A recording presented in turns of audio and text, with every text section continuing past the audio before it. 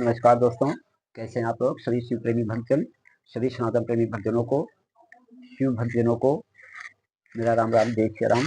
दोस्तों, शिव पुराण की विद्या संहिता की कथा के आगे शिव पुराण की पावन कथा श्री रुद्र संहिता का तीसरा अध्याय, जो पिछली वीडियो में आपने देखा है या देखा होगा, उसके आगे एक लाइन की कथा बीच में मोबाइल में कमी हो जाने के कारण रिकॉर्डिंग में, तो इसलिए उस लाइन को शिव पुराण की पावन कथा रुद्र संहिता के चौथे अध्याय में लगा के दे रहा हूँ। तो आप लोग कथा को पूर्ण श्रद्धा भक्ति भाव के साथ श्रवण करें, वीडियो को लाइक करें, कमेंट करें।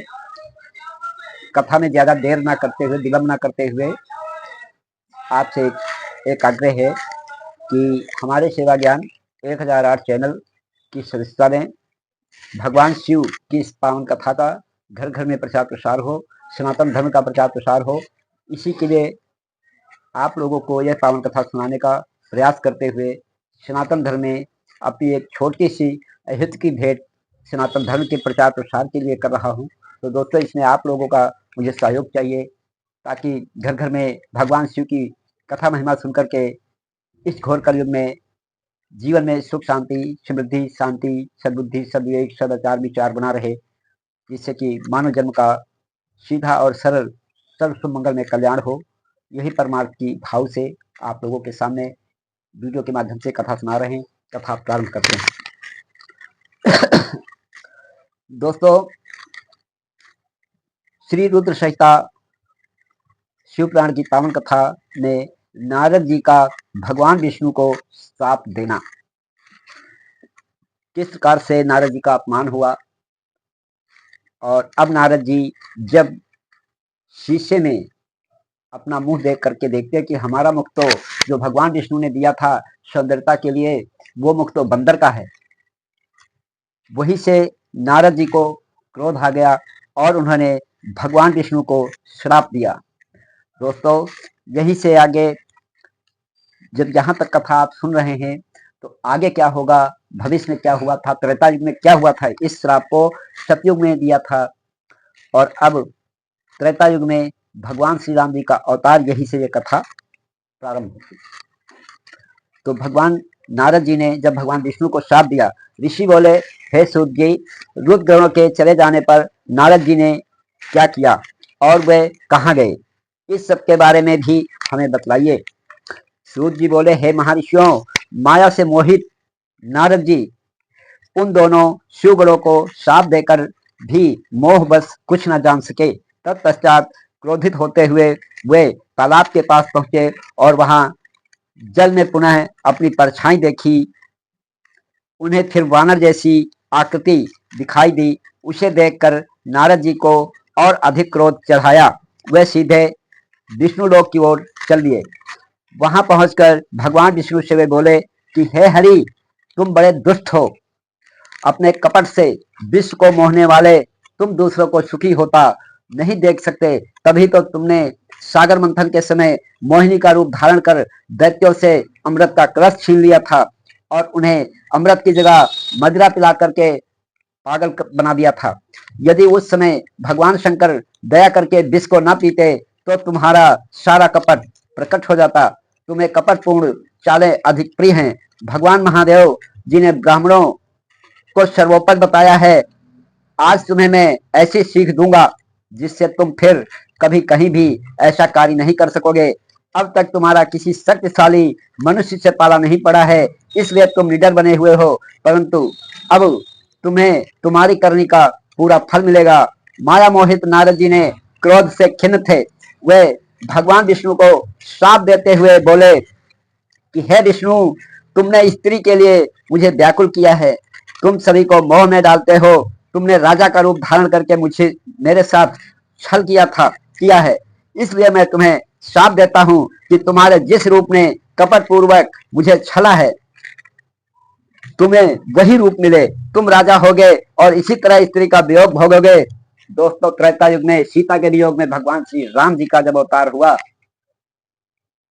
तो सीता के वियोग में राम जी बन बन भटके थे और लंका के रावण राजा राजा रावण से युद्ध किया था, तब सीता को वापस लाई थी। तो यह कथा यही से रामचरितमानस के अतिरिक्त शिव पुराण की श्री रुद्र संहिता में यह कथा आपको मिल रही है कि यहाँ से भगवान राम का अवतार होना निश्चित हुआ था। इसके और भी कई उद्देश्य हैं, कई और संपुट हैं जिसके कारण राम का अवतार त्रेता में होना ही था।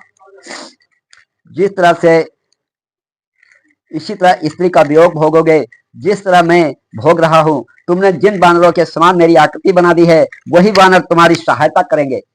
और जब हनुमान जी के रूप में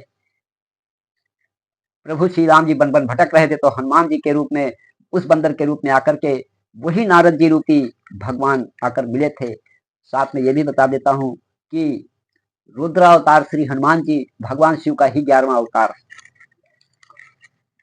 तुम्हारी सहायता करेंगे। तुम दूसरों को स्त्री वियोग का दुख देते हो, इसलिए तुम्हें भी यही दुख भोगना पड़ेगा। तुम्हारी स्थिति अज्ञान से मोहित मनुष्य जैसी हो जाएगी। अज्ञान से मोहित नारद जी का शाप विष्णु भगवान ने स्वीकार कर लिया। तत्पश्चात उन्होंने महालीला करने वाली मोहिनी माया को समाप्त कर दिया। माया के जाते ही नारद जी का खोया हुआ ज्ञान लौट आया और उनकी बुद्धि पहले की तरह हो गई।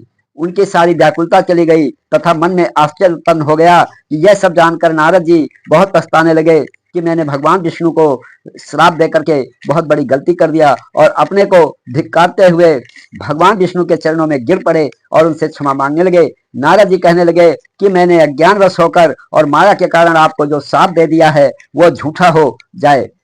भगवान, मेरी बुद्धि खराब हो गई थी, जो मैंने आपके लिए बुरे वचन अपनी जुबान से निकाले, मैंने बहुत बड़ा पाप किया। हे प्रभु, मुझ पर कृपा कर मुझे ऐसा कोई उपाय बताइए जिससे मेरा सारा पाप नष्ट हो जाए। कृपया मुझे प्रायश्चित का तरीका बताइए। तब श्री विष्णु ने उन्हें उठाकर मधुर वाणी में कहा कि हे महर्षि, आप दुखी न हो, आप मेरे श्रेष्ठ भक्त हैं, इसमें कोई संदेह नहीं है। नारद जी, आप चिंता मत कीजिए, आप परम धन्य हैं। आपने अहंकार के वशीभूत होकर भगवान शिव की आज्ञा का पालन नहीं किया था, इसलिए उन्होंने ही आपका गर्व नष्ट करने के लिए यह लीला रची थी। वे निर्गुण और निर्विकार हैं और सत्य, रज और तम आदि गुणों से परे हैं। उन्होंने अपनी माया से ब्रह्मा, विष्णु और महेश तीनों रूपों को प्रकट किया है। निर्गुण अवस्था में उन्हीं का नाम शिव है। वे ही परमात्मा महेश्वर, परम ब्रह्म, अविनाशी हैं। अनंत और महादेव नामों से जाने जाते हैं। उन्हीं की आज्ञा से ब्रह्मा जी जगत के सृष्टा हुए हैं।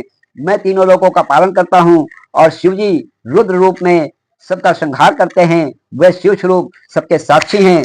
वे माया से भिन्न और निर्गुण हैं।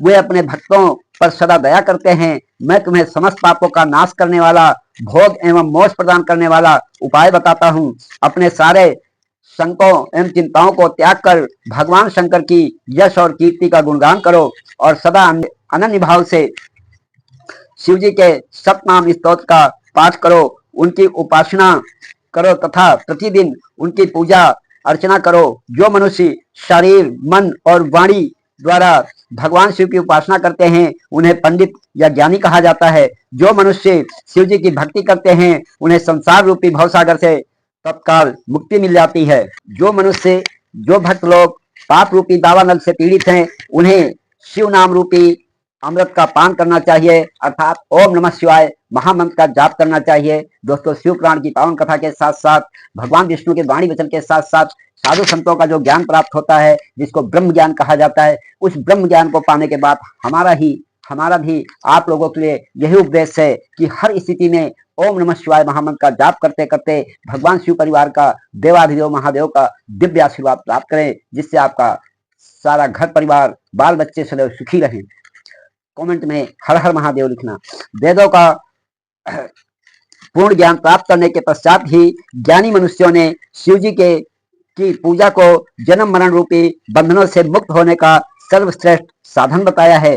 इसलिए आज से ही रोज भगवान शिव की कथा सुनो और कहा करो तथा उनका पूजन किया करो। अपने हृदय में भगवान शिव के चरणों की स्थापना करो तथा उनके तीर्थों में निवास करते हुए उनकी स्तुति कर उनका गुणगान किया करो। इसके बाद नारद जी, तुम मेरी आज्ञा से अपने मनोरथ की सिद्धि के लिए ब्रह्मलोक जाना, वहां अपने पिता ब्रह्मा जी की स्तुति करके उनसे शिव महिमा के बारे में पूछना। ब्रह्मा जी शिव भक्तों में सर्वश्रेष्ठ हैं। वे तुम्हें भगवान शंकर का महात्म्य और सतनाम स्तोत्र अवश्य सुनाएंगे। आज से तुम शिव भक्ति में लीन हो जाओ, वे अवश्य तुम्हारा कल्याण करेंगे। यह कहकर भगवान विष्णु जी अंतर्ध्यान हो गए। श्री रुद्र संहिता शिव पुराण की पावन कथा में आप लोगों को श्री रुद्र संहिता के 4थे अध्याय की कथा सुनाते हुए अति अपार प्रसन्नता हो रही है कि परमात्मा शिव परिवार, आप सब लोग यदि इस वीडियो को, इस कथा को सच्चे मन भाव वाणी वचन से ध्यान लगाकर श्रवण करते हैं तो परमात्मा शिव परिवार के आशीर्वाद के अधिकारी होंगे। और यदि अगर वीडियो को लाइक करते हैं, कमेंट करते हैं, सब्सक्राइब करते हैं, हमारे चैनल की सदस्यता लेते हैं तो परमात्मा की अति अपार कृपा होगी, क्योंकि हमारा एक पवित्र पावन सत्कर्म है जिसका नाम है असहाय वृद्धाश्रम। इस असहाय वृद्धाश्रम में सभी असहाय वृद्धजनों को फ्री भोजन, फ्री कपड़ा, फ्री दवाई, रहने की फ्री व्यवस्था की जा रही है। करने का प्रयास कर रहा हूं। आप सबके तन मन धन के सहयोग की अपेक्षा करता हूं।